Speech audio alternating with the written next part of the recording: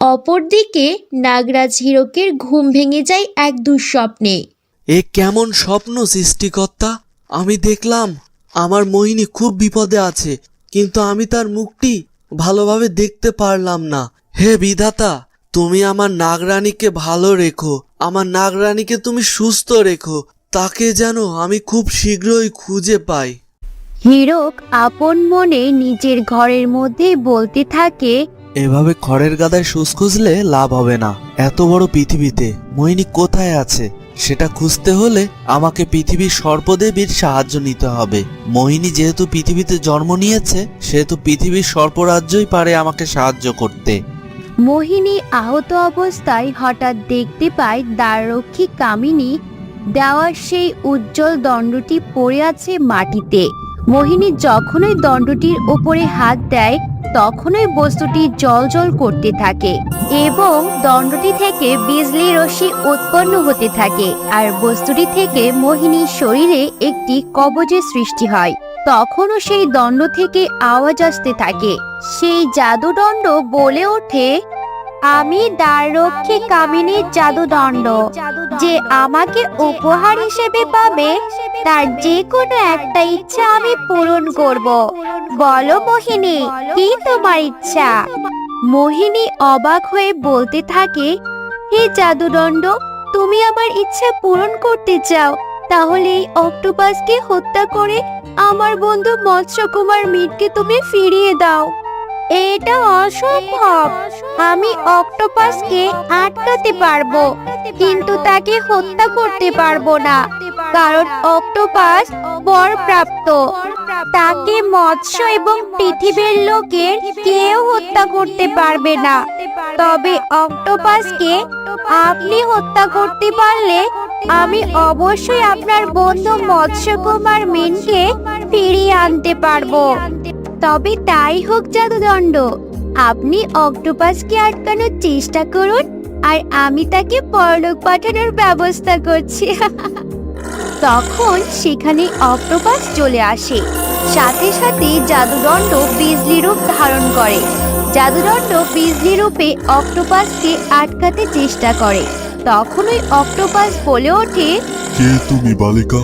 এটা কি করে সম্ভব? তুমি সামান্য মানুষ হয়ে মৎস্যলোকের দ্বাররক্ষী কামিনীকে বিবশ করে দিয়েছ তার জাদুদণ্ডটিকে বিজলি রূপে আনার জন্য।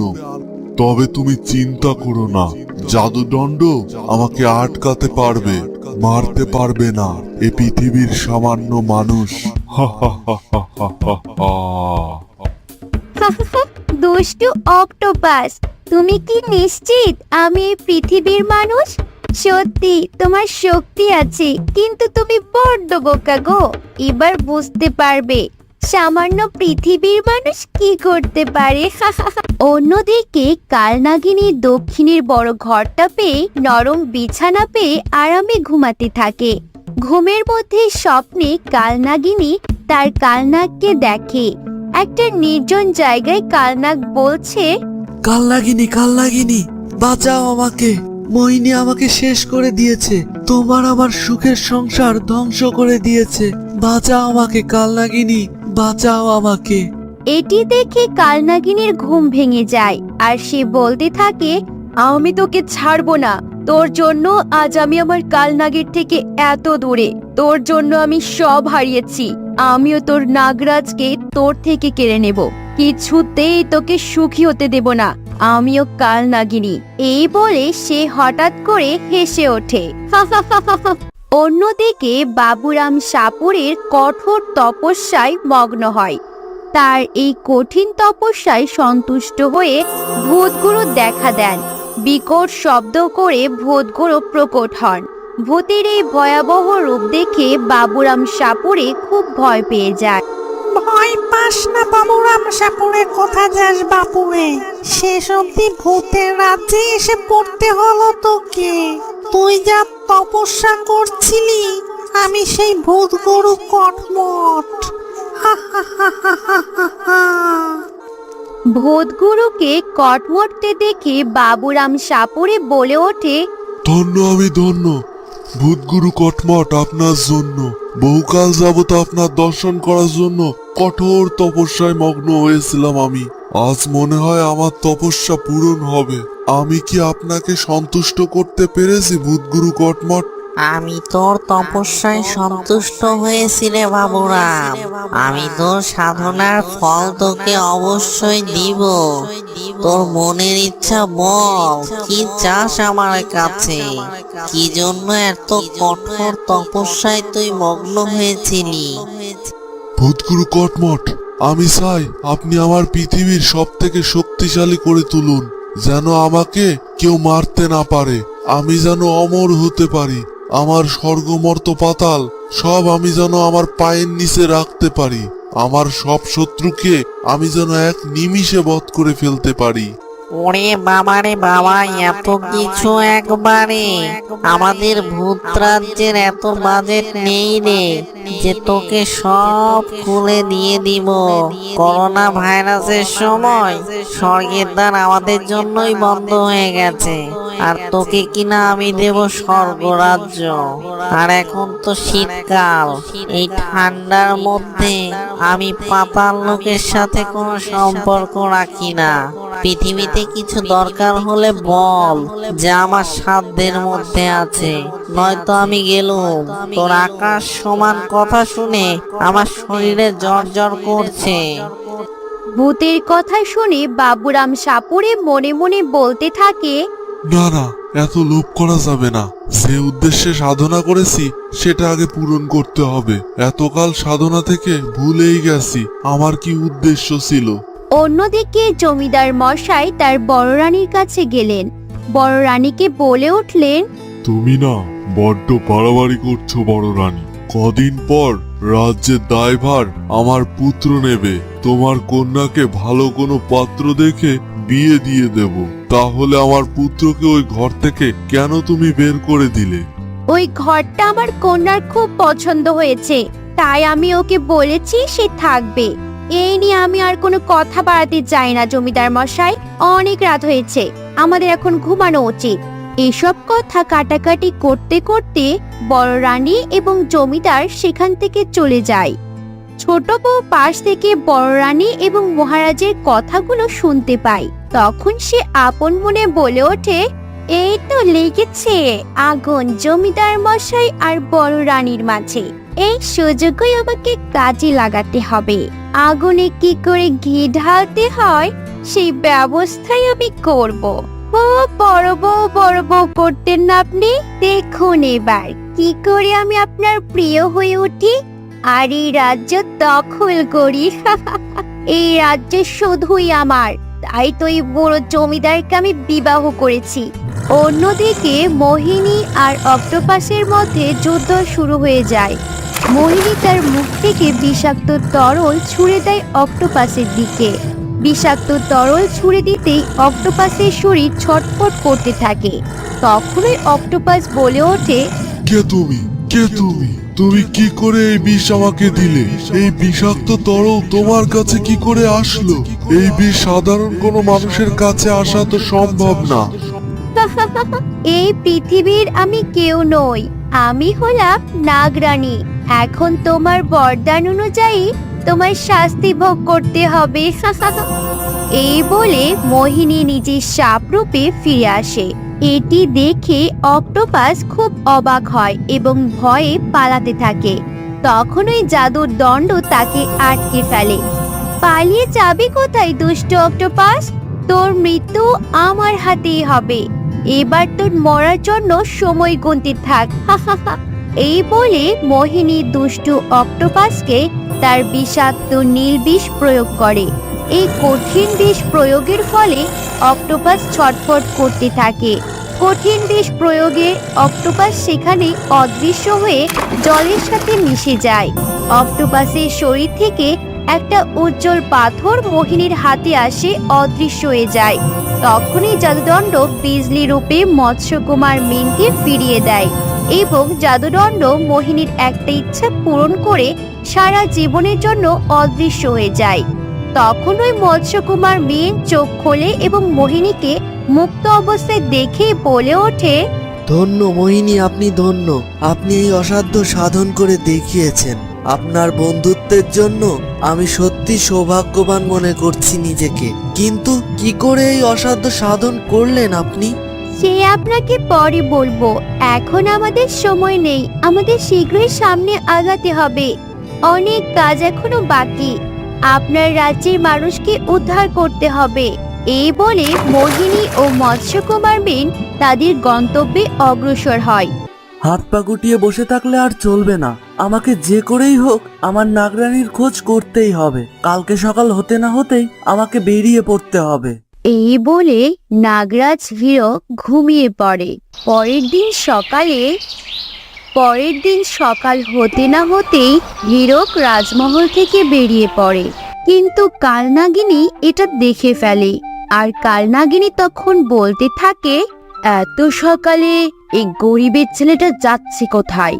নিশ্চয়ই কোনো বদমতলব আছে, আমাকে এটা জানতেই হবে। এত সকালে গরিবের ছেলেটা কোথায় যাচ্ছে? অন্যদিকে মোহিনী মৎস্যরাজ মিন মৎস্য দেশের উদ্দেশ্যে যাত্রা শুরু করে। মৎস্যরাজ মিন হঠাৎ বলে ওঠে, সাবধান মোহিনী, আমার রাজ্যের সীমানায় আমি পৌঁছে গেছি। এখন মানুষ রূপে আপনি আর মৎস্যলোকে পৌঁছাতে পারবেন না, সবাই আপনাকে চিনে ফেলবে। এই জন্য এই পাথরটি আপনি রাখুন। এই পাথরটি আপনার কাছে থাকলে আপনি ইচ্ছা মতন মাছ এবং মানুষ রূপে আসতে পারবেন। এই বলে মৎস্যকুমার মোহিনীকে সে পাথরটি দিয়ে দেয়। ঠিক আছে মৎস্যকুমার, আপনি যেমনটা বলছেন তেমনটাই হবে। আমি এখনোই আপনার দেওয়া পাথরের শক্তিতে মৎস্যরূপ ধারণ করছি। এই বলে মৎস্যকুমার এবং মোহিনী মৎস্যরূপে চলে আসে। এই মৎস্যরূপ ধারণ করে তারা দুজনে মৎস্য রাজ্যে প্রবেশ করে, যাতে দুষ্টু প্রহরীরা তাদেরকে চিনতে না পারে। মোহিনী, এটা আমাদের রাজ্য। আগে অনেক সুখ শান্তি ছিল এখানে, কিন্তু এখন সব বদলে গেছে। দুষ্টু কুমিরের জন্য সবাই এখন বন্দী, শুধুমাত্র কুমিরের অনুসারী যারা তারাই জীবিত আছে। মোহিনী চারদিকে দেখতে থাকে। রাজ্যটি আসলেই খুব সুন্দর। তারা যেতে যেতে রাজমহলের সামনে এসে দাঁড়ায়। রাজমহলের ভেতর ঢুকতে গেলে প্রহরী তাদেরকে বাধা দেয়। কে হে তোমরা? বিনা অনুমতিতে ঢুকে যাচ্ছ যে মহলের মধ্যে? তোমাদের কি প্রাণের মায়া নেই? শুনেছি নতুন রান্নার লোক নেবে, তাই আমরা এসেছি গো রান্নার কাজ করার জন্য। তোমরা দুজনেই কি রান্না করবে? তা তো মনে হচ্ছে না। বলি, তোমার সাথে কে এটা শুনি? রাজকুমার মিন কিছু বলতে যাবে, তার আগে মোহিনী বলে ওঠে, আমি ওনাদের ছোট বোন, উনি আমার দাদা হন। দাদাকে আমি সব সময় তার কাজে সাহায্য করি, এজন্য রান্নার কাজেও দাদাকে সাহায্য করার জন্যই এসেছি। এ কথা শুনে রাজকুমার মিন মনে মনে খুব অসন্তুষ্ট হন। প্রহরী তাদেরকে রাজমহলে ঢুকতে দেয় এবং তারা মূল ভবনের দিকে অগ্রসর হতে থাকে, কারণ রাজকুমার মিন তার পুরো রাজমহল ভালো করেই চেনে। তাই কোনো অসুবিধাই হয় না মূল ভবনের দিকে অগ্রসর হতে। অন্যদিকে বাবুরাম সাপুড়ে অনেক ভেবে চিনতে ভূতগুরু কটমটকে বলে ওঠে, ভূতগুরু কটমট, আপনি যদি আমার তপস্যায় সন্তুষ্ট হয়ে থাকেন, তাহলে আমাকে 3টি বরদান আপনাকে করতেই হবে। তথাস্তু, কি বর চাই তোর? তবে মনে রাখিস, সেই বরগুলো যেন পৃথিবীর মধ্যেই হয়। পৃথিবীর বাইরে আমি কিছু করতে পারবো না। ভূতগুরু কটমট, আমি আপনার কাছে শুধুমাত্র 3টি বর আশা করছি। এই 3টি বরের মধ্যে 3টি কিন্তু আমাকে দিতে হবে। এবার কিন্তু না দিলে চলবে না। আমি অনেক কষ্ট করে আপনার তপস্যা করেছি, আপনাকে সন্তুষ্ট করেছি। এ ব্যাপারেও তো একটু খেয়াল রাখবেন নাকি? তুই চিন্তা করিস না বাবুরাম সাপুড়ে, তোর বর আমি অবশ্যই দেব। এবার ভেদ ভেঙে বল তো, কি বর চাস তুই?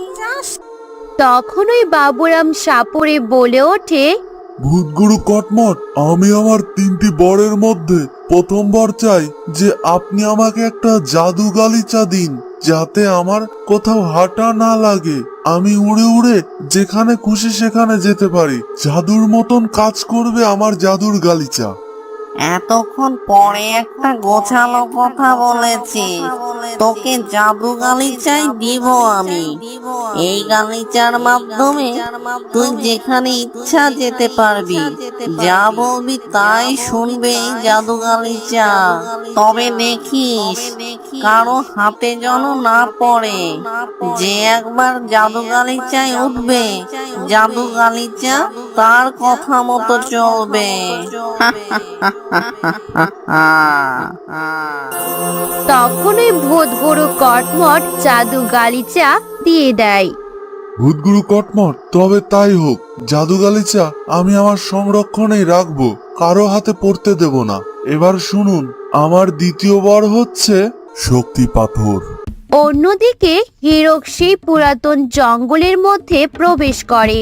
সেই জঙ্গলের মধ্যে প্রবেশ করতেই হীরক সর্পরূপে সেখান থেকে অদৃশ্য হয়ে কোথায় যেন চলে যায়। হীরকের পিছু পিছু কালনাগিনী আসতে আসতে হঠাৎ সে কাউকে দেখতে না পেয়ে বলে ওঠে, এত সকালে এই গরিবের ছানাটা এখানে কি করছে? মতলবটা কি ওর? না, এখনই কোথায় গেল? হারিয়ে ফেললাম যে আমি তাকে। এই বলে সে চারদিকে তাকাতে থাকে, কিন্তু কালনাগিনী হীরককে কোথাও দেখতে পায় না। অন্যদিকে মৎস্যরাজ মিন ও মোহিনী মূলভবনে প্রবেশ করে। মৎস্যরাজ মিন মোহিনীকে রাজ্যের সব নিয়ম কানুন ভালোভাবে বুঝিয়ে দেয়, যাতে মোহিনী কখনো ধরা না পড়ে। মোহিনী ঘুরতে ঘুরতে রাজসভায় ঢুকে পড়ে। রাজসভায় ঢোকার পর দেখতে পায় যেখানে এক অসহায় মাছ ও শক্তিশালী হাঙরের বিচার কার্য সম্পূর্ণ করা হচ্ছে। বিশ্বাস করুন মহারাজ, বিশ্বাস করুন আপনি, আমার শুধু 2টি সন্তানই ছিল। এই হাঙর, এই দুষ্টু হাঙর তাও খেয়ে নিয়েছে, আবার আমার উপরে হামলা করে আমার উপরেই নালিশ দিয়েছে আপনার কাছে। মিথ্যা বলছে, মিথ্যা কথা বলছে মহারাজ। এই গরিব মাছটা উপহারের লোভে আমার নামে মিথ্যা অপবাদ দিচ্ছে। আমরা হলাম হাঙর, আমরা কেন এই নোংরা মাছের উপরে হামলা করব? কুমির খুব ভালোভাবে বুঝতে পারে হাঙর তাদের সন্তানকে খেয়ে ফেলেছে, কিন্তু কুমির সব সময় গরিবের ওপর নিষ্ঠুর, কারণ গরিবকে সাহায্য করে তার কোনো স্বার্থ উসুল হবে না। যদি সে হাঙরকে সাহায্য করে, ভবিষ্যতে এই হাঙর তার কাজে আসবে। আমি জানি তোর মতন গরিব মাছ উপহারের আশায় মিথ্যা মামলা করে। মিথ্যা মামলা করার জন্য আমি তোকে শাস্তি দেব। জল্লাদ, আজকেই নৈশভোজে এই মাছটিকে বলি দেওয়া হোক। এটি শুনে গরিব মাছটি খুব কান্না করতে থাকে। গরিব মাছটি বলতে থাকে, আমি তো মরেই যাব, তবে জেনে রাখুন মহারাজ, আপনার এই পতন খুব কাছাকাছি। হে দুষ্টু কুমির, আপনি যেভাবে এই নিরীহ মাছদের প্রাণ হত্যা করছেন, এই নিরীহ প্রাণীদের যেভাবে জ্বালিয়েছেন, আপনার পতন খুবই কাছাকাছি। আমার কথা মিলিয়ে রাখবেন। জল্লাদ মাছটিকে নিয়ে যায়। এটি দেখে মোহিনী খুব কষ্ট পায়। মোহিনী তখন বলে ওঠে, একটা রাজার আদেশে একটি রাজ্য ভালোভাবে চলে, কিন্তু এখানে দুষ্ট কুমির নিরীহ প্রাণীদের এইভাবে নির্যাতন করছে। যে করেই হোক এই নিরীহ নির্দোষ মাছটিকে আমাকে বাঁচাতেই হবে। মৎস্যকুমার মিন, আপনি এখানে থাকুন, আমি এখনই ঘুরে আসছি। এই বলে মোহিনীও জল্লাদের পিছু পিছু যেতে থাকে। যখন জল্লাদ মাছটিকে বলি দেবে, তখন সেখানে জল্লাদ ছাড়া আর কেউ ছিল না। মোহিনী তার জাদুবিদ্যা প্রয়োগ করে জল্লাদকে অজ্ঞান করে দেয়। এই সুযোগে মোহিনী মাছটিকে মুক্ত করে এবং মাছটিকে বলে, এই সুযোগ, আপনি শীঘ্রই এখান থেকে প্রস্থান করুন এবং অনেক দূরে চলে যান, যাতে কেউ আপনাকে আর ধরতে না পারে। কে তুমি এত দয়ালু? আর এই জাদু শক্তি তুমি কি করে পেলে? তোমার জন্য আজ আমার প্রাণ রক্ষা পেল। আমি তোমাকে আশীর্বাদ করছি। তুমি যে উদ্দেশ্য নিয়ে এখানে এসেছো তার জন্য তুমি সফল হও। আমার পরিচয় দেওয়ার এখন সময় নেই, আপনি তাড়াতাড়ি করুন, শীঘ্রই এখান থেকে প্রস্থান করুন। এই বলে মোহিনীও সেখান থেকে প্রস্থান করে এবং সাথে সাথে গরিব মাছটিও প্রস্থান করে অনেক দূরে চলে যায়। এদিকে রাজকুমার মিন নিজের রাজ্যে ফিরে আসার পর বিরহ কাতর হয়ে মা বাবার সমাধির সামনে চলে আসে এবং সেখানে দাঁড়িয়ে কাঁদতে থাকে। আমাকে রক্ষা করুন পিতামাতা, আমি আপনাদেরকে রক্ষা করতে পারিনি। এই রাজ্য এখনো দুষ্টু কুমিরের হাতে। আমাকে আশীর্বাদ করুন যেন এই রাজ্য আমি মুক্ত করতে পারি, আর আমি আবার এই সুখ সমৃদ্ধি ফিরিয়ে আনতে পারি আমার এই মৎস্যপুরীতে। মোহিনী দূর থেকে মৎস্যরাজ মিনকে দেখে এবং সেও খুব কষ্ট পায়। মোহিনী আপন মনে বলতে থাকে, আমি আপনার রাজ্য আপনাকে ফিরিয়ে দেবই। এটা হলো নাগরানী মোহিনীর প্রতিশ্রুতি।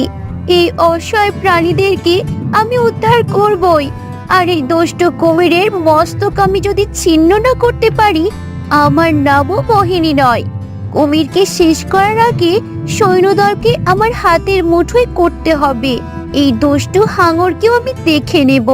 মোহিনী দাঁড়িয়ে দাঁড়িয়ে সবকিছু আপন মনে বলছিল। হঠাৎ কেউ একজন বলে ওঠে, কে তুমি? কি করছো এখানে? মোহিনী অন্যমনস্ক থাকে। হঠাৎ শব্দে সে চমকে ওঠে। কোন দিক থেকে আওয়াজ আসলো সেটি দেখার জন্য সে সেদিকে তাকায় এবং যা দেখে তা দেখে তার চোখ ছানা বড়া হয়ে যায়। এই এই বুঝে আমি ধরা পড়ে গেলাম রে। এখন নিশ্চিত এই দুষ্টটা আমার প্রাণ নিবে। এখন কি করব কিছুই তো বুঝতে পারছি না। কে তুমি? তুমি তো মানুষ। মৎস্য রাজ্যে কি করছো এখানে? তুমি কিভাবে এলে? তুমি নিশ্চয় এ রাজ্যের শত্রু। প্রহরী কোথাও যে কেউ নেই। কোথায় যে যায় এরা? কেন যে এতগুলো লোক রাখা হয়েছে? সব অপদার্থের দল। মোহিনী মনে মনে ভাবতে থাকে, এ তো কুমির, কিন্তু রাজসভার কুমিরের থেকে একটু আলাদা মনে হচ্ছে। আর এর কোমরে তো আমি সেই মণিটাও দেখতে পাচ্ছি না। আমি কি সত্যি ধরা পড়ে গেলাম কুমিরের কাছে, নাকি এটা অন্য কেউ? না না, দয়া করুন মহাশয়, দয়া করুন। দয়া করে প্রহরীদের ডাকবেন না, আগে আমার পুরো কথাটা শুনুন আপনি। রাজকুমার মিন কেন বিনীত স্বরে তার সাথে কথা বলছি? অবশ্যই অন্য কোনো রহস্য আছে। তবে বল, শুনি তোদের কি কথা। কেন এবার এ রাজ্যে এসেছিস? আর এই রাজ্যে মানুষ কিভাবে প্রবেশ করতে পারে? এটাই তো আমার বোধগম্য হচ্ছে না। অন্যদিকে মোহিনী না ফেরায় মোহিনীর বাবা খুব চিন্তা করতে থাকে। মোহিনীর বাবা তার ছেলেকে বলতে থাকে, বুঝলি ছোট, তোর দিদির তো আবার কোনো খোঁজ নেই। কয়দিন পর পর তোর দিদির যে কি হয় বুঝি না আমি। কয়দিন পর পরই মেয়েটা কই যেন গায়েব হয়ে যায়।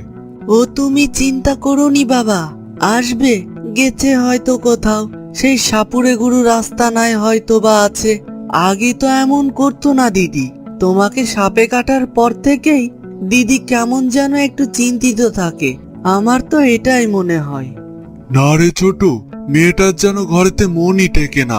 মা মরা মেয়েটি আমার কি যে করে এটাই বুঝতে পারি না। ঘরে মন টেকানোর ব্যবস্থাই আমাকে করতে হবে। বাবা, তুমি আসলে কি করতে চাচ্ছ বলো তো? তোমার কথাই তো কেমন যেন রহস্যের গন্ধ পাচ্ছি আমি। বিষয়টা আমাকেও খুলে বলো। তোর তো শুধু পাকনা পাকনা কথা রে ছোট।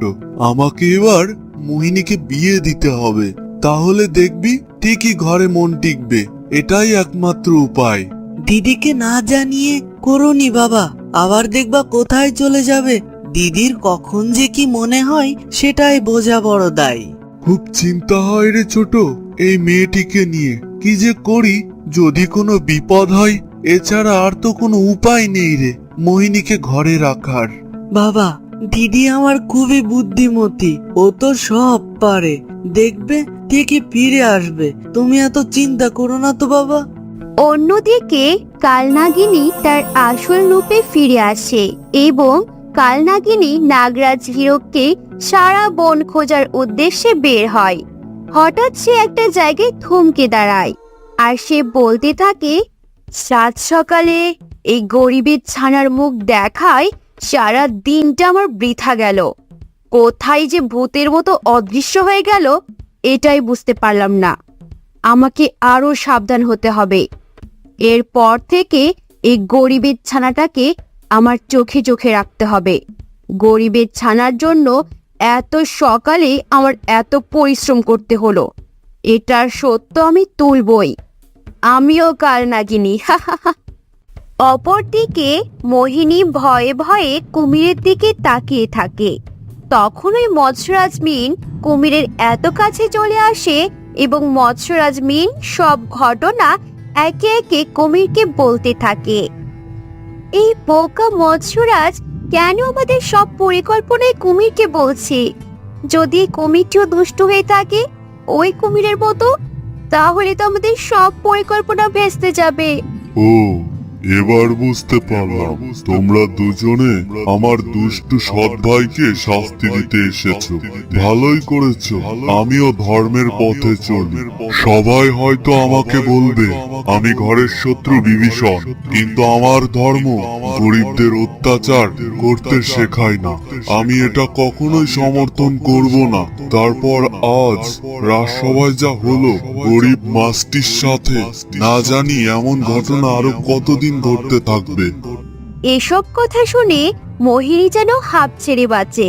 তার মানে আপনি দুষ্ট কুমিরের সৎ ভাই? আপনিও আমাদের মতো মৎস্যরাজ্যের ভালো চান? আমি হলাম মোহিনী। আপনার সাথে দেখা হয়ে খুব ভালো লাগলো। আপনি কি আমাদের এই রাজ্যে সৈন্য সম্পর্কে ধারণা দিতে পারবেন? তুমি এসব নিয়ে একদম ভেবো না মোহিনী। আমি রাজ্যের অর্ধেক সেনাকে আমার নিয়ন্ত্রণে রেখেছি, আর বাকি অর্ধেক সেনা আমাদেরকে কৌশলগতভাবে বশ করতে হবে। আপনি আমাদের অযথা কেন সাহায্য করবেন? সত্যিকারে বলুন তো আপনার আসল উদ্দেশ্য কি?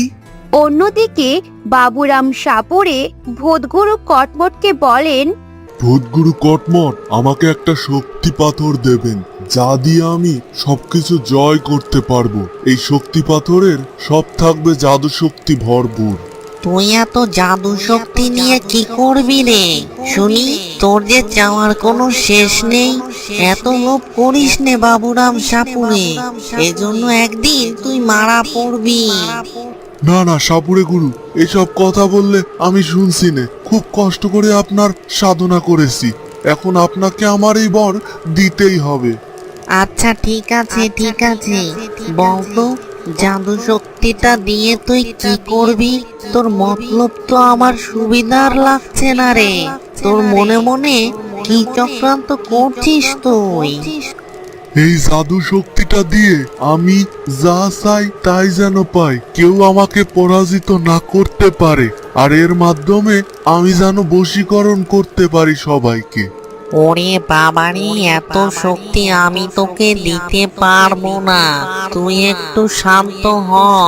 শান্ত হয়ে ঠান্ডা মাথায় বল আমাকে, এক তপস্যার জন্য এত শক্তি দেওয়া যায়?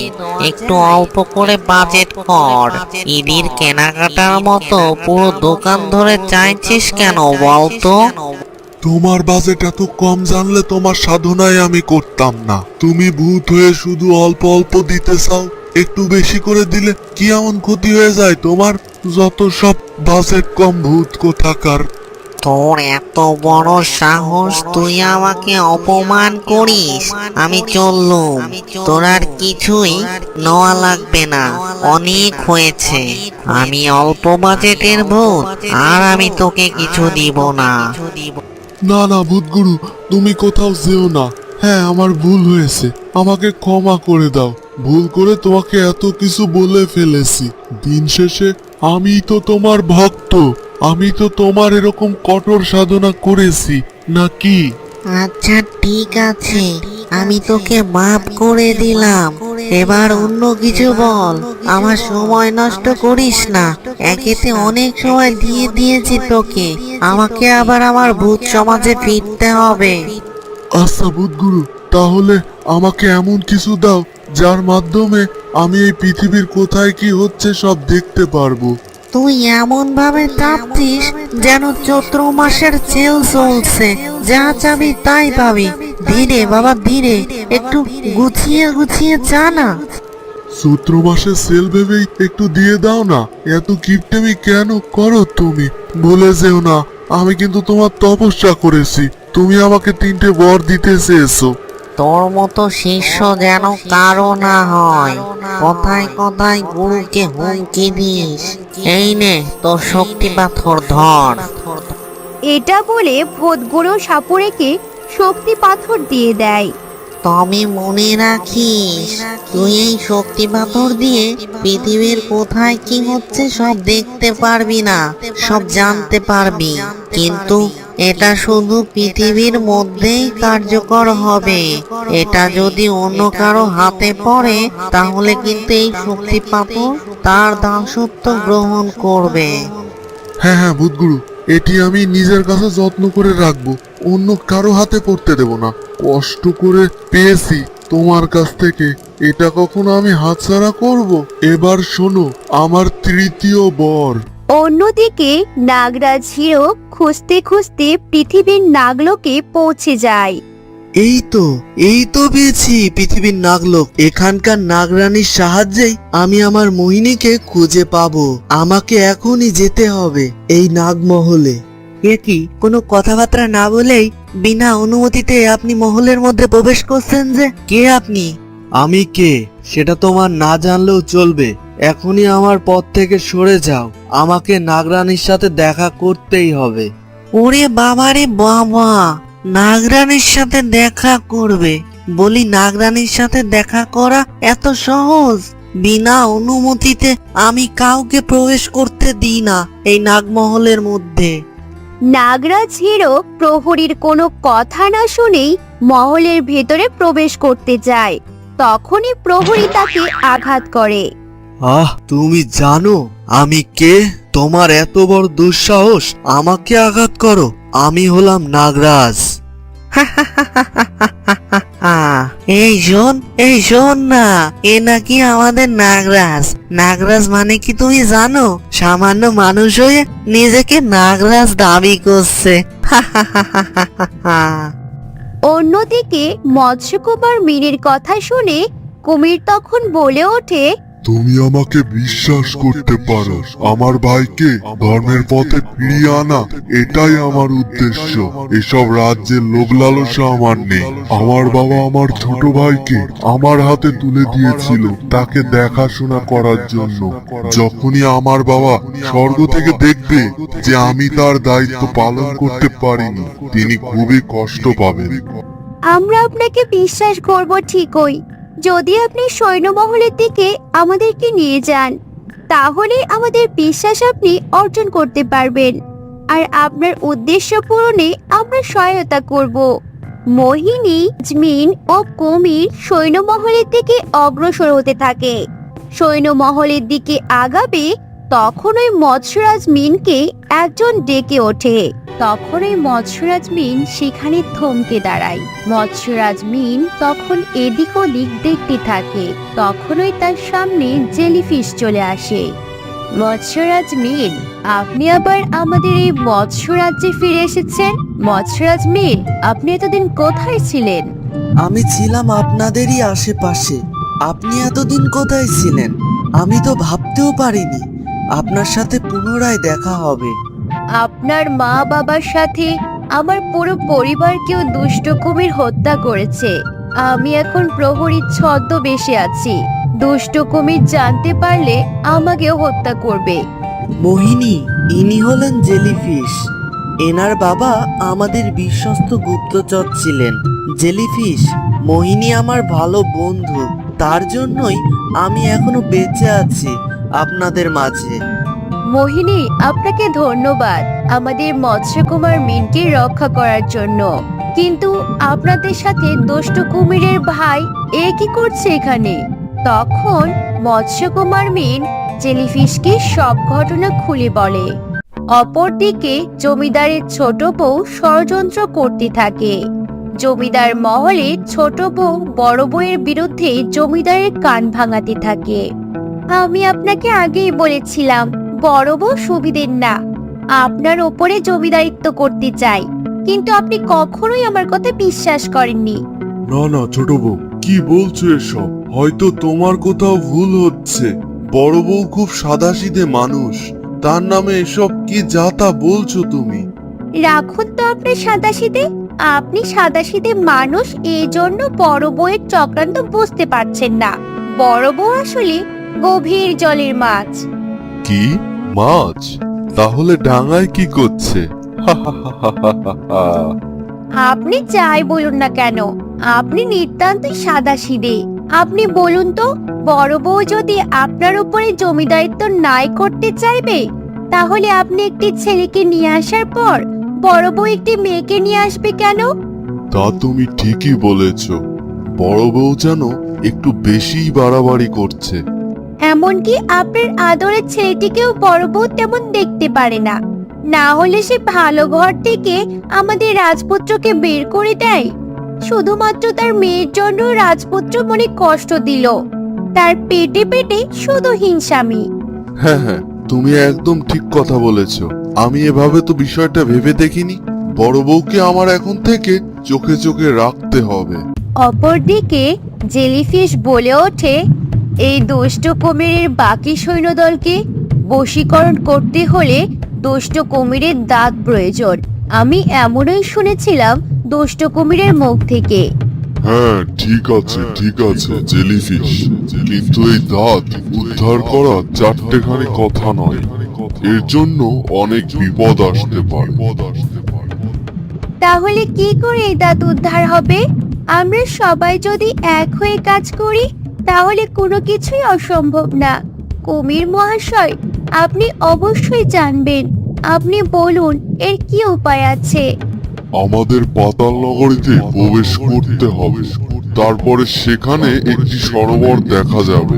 সেখানে একটি গাছের ভেতরে কুমিরের দাঁত লুকিয়ে রাখা আছে।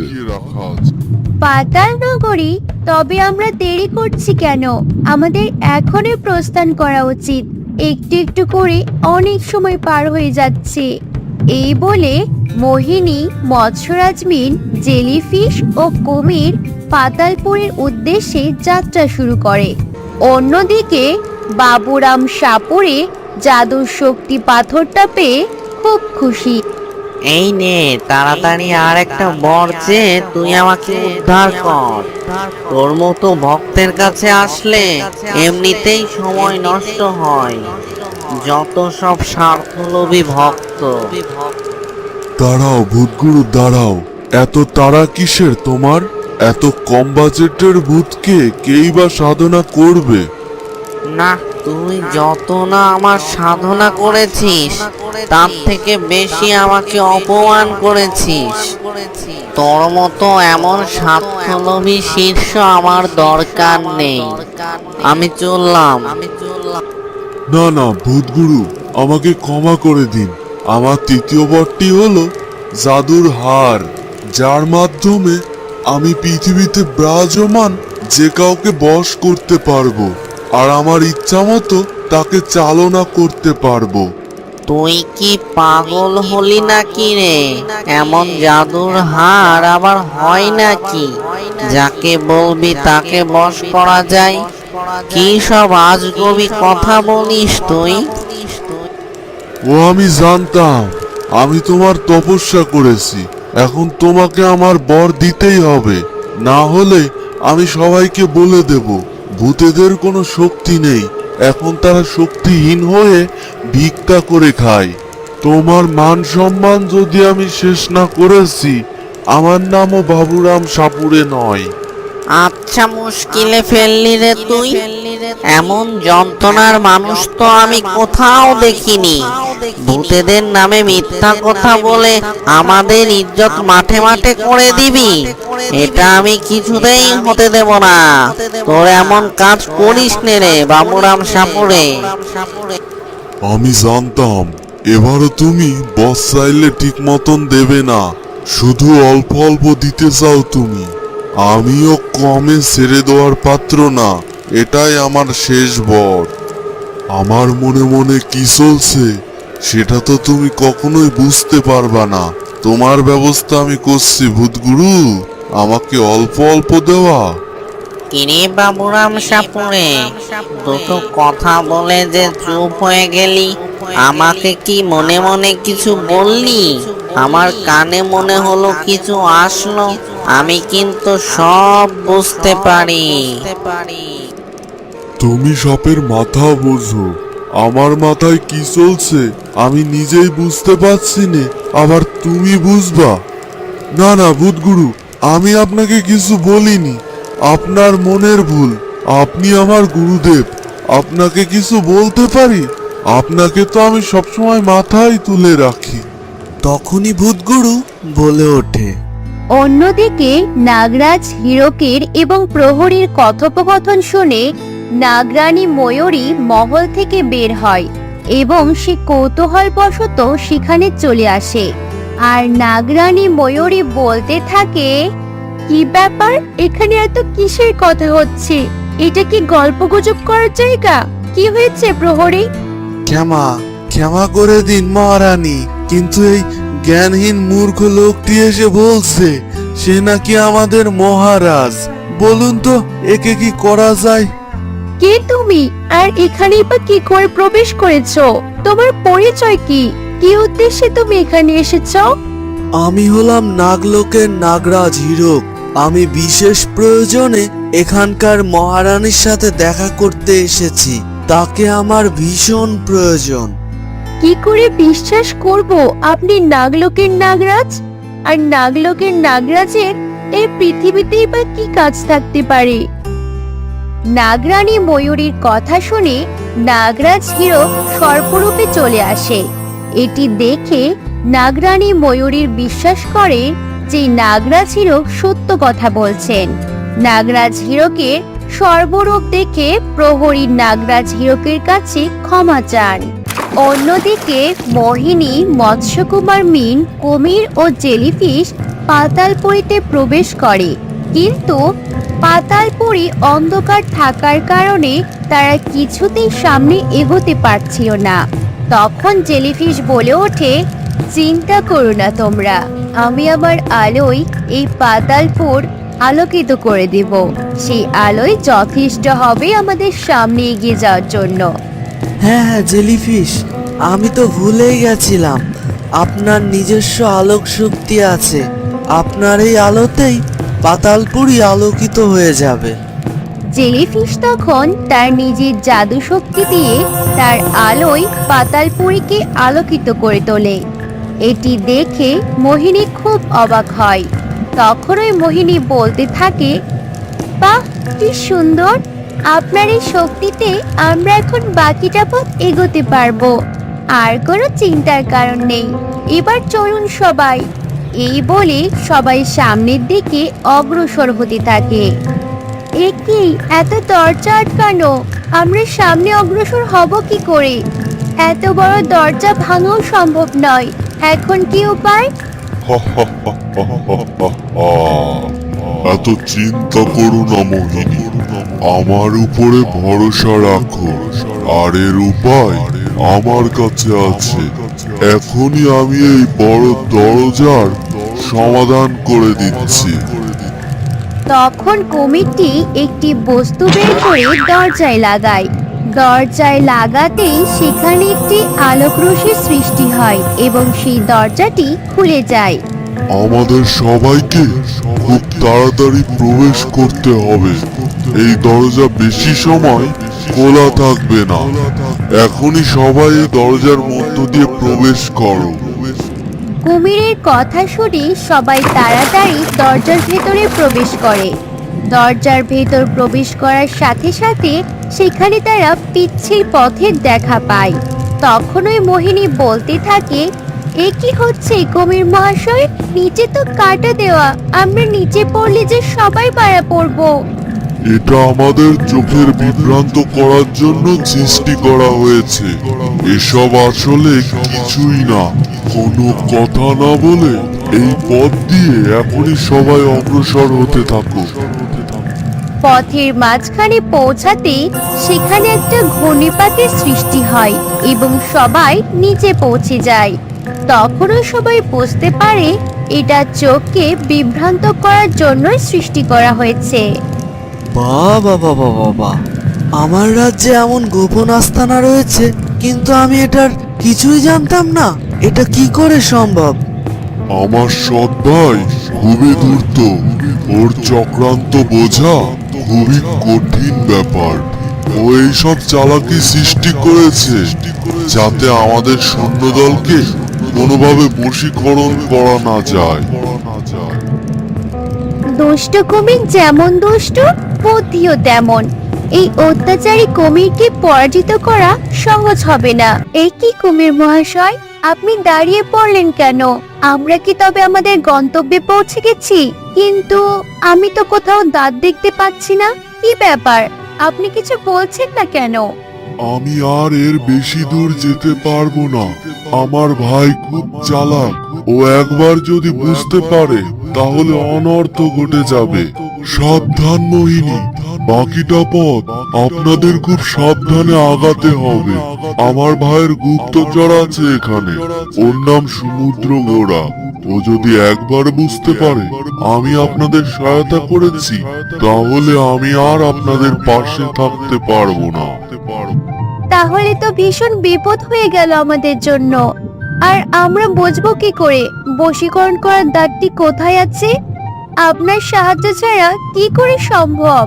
চিন্তা করবেন না মোহিনী, আমি আপনাদের সবকিছু জানাবো কি করে দাঁতটা উদ্ধার করা যাবে।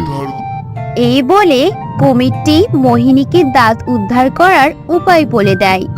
কিন্তু সাবধান মোহিনী, সমুদ্র ঘোড়া খুবই চতুর।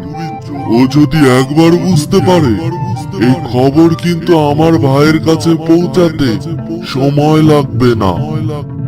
আপনি ঠিকই বলেছেন কুমির মহাশয়, আমাদেরকে খুব সতর্কতার সাথে এই দুষ্ট কুমিরের দাঁত সংগ্রহ করতে হবে। কিন্তু কুমির মহাশয়, আমরা সমুদ্র ঘোড়াকে চিনব কি করে? আমি বলছি, তোমরা মন দিয়ে শোনো।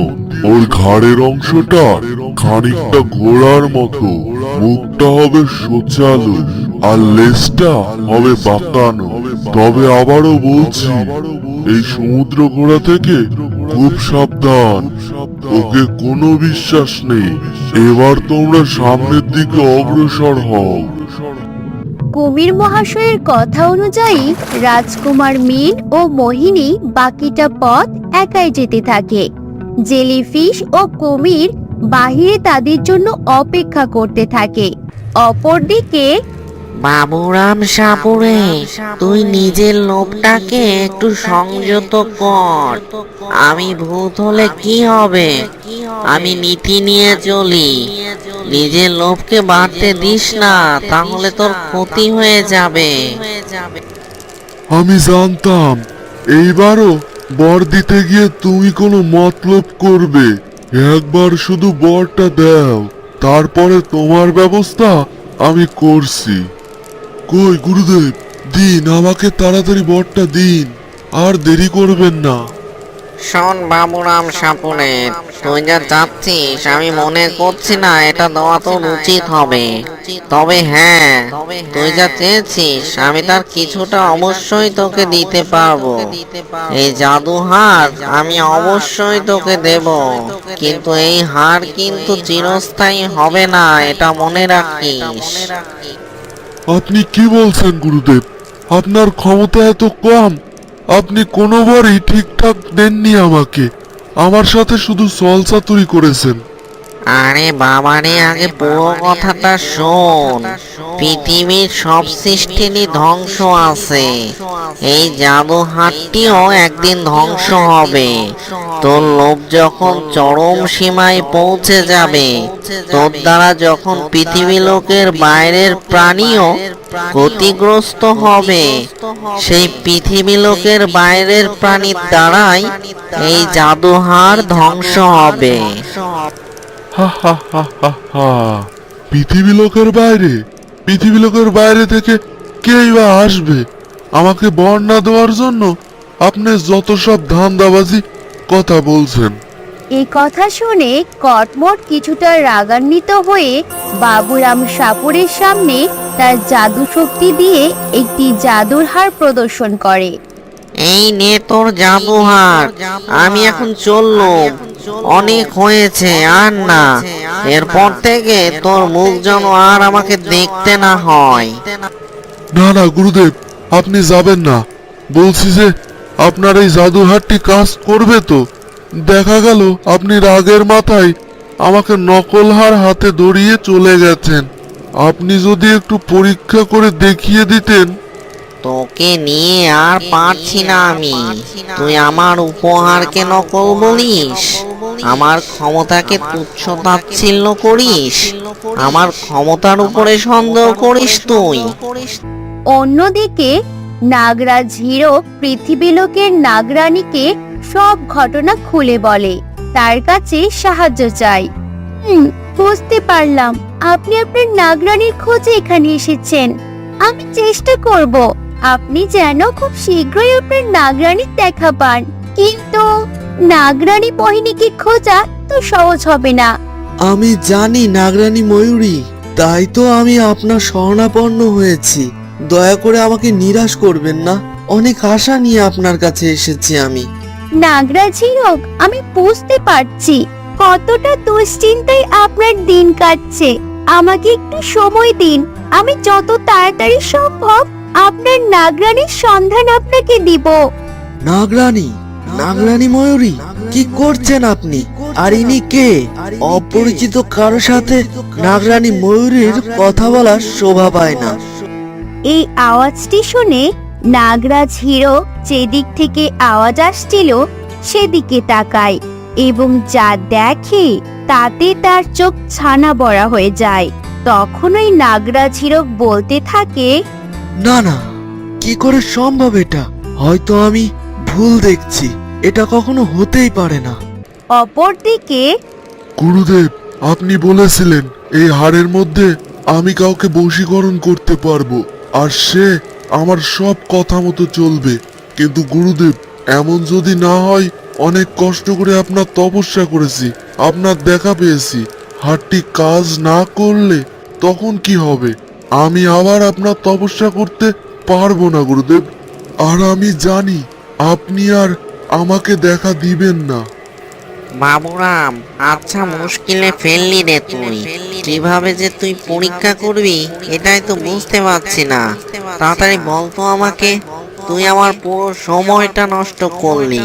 এত সময় হয়তো তুই আমার তপস্যাও করিসনি। গুরুদেব, দাঁড়ান, এত তাড়াহুড়ো কিসের? এখানে তো আমি আর আপনি ছাড়া আর কেউ নেই। আমি চাই যে আপনি এই জাদুহারটির মধ্যে প্রবেশ করবেন, তাহলেই বোঝা যাবে এই জাদুহার দিয়ে কাজ হবে কিনা। না না, ও আমি পারবো না। পরে যদি তুই আমাকে আর বের না করিস তাহলে আমি কি করে মুক্তি পাবো? তুই যে বজ্জাত, তোকে আমার কোনো বিশ্বাস নেই। কি বলছেন গুরুদেব? আমি আপনার অনুগত শিষ্য, আমি কি আপনার সাথে এমনটা করতে পারি? আমি আপনাকে কত সম্মান করি। আপনি ভালো বুঝে যা দিয়েছেন আমি তাই নিয়েছি। আপনি শুধু একবার প্রবেশ করবেন, তারপরে আমি যখন বুঝতে পারবো এটা কাজ করছে, আমি সাথে সাথে আপনাকে মুক্ত করে দেব। আমাকে বিশ্বাস করেন গুরুদেব। বলছিস তুই? তবে ঠিক আছে, আমি তোকে বিশ্বাস করছি।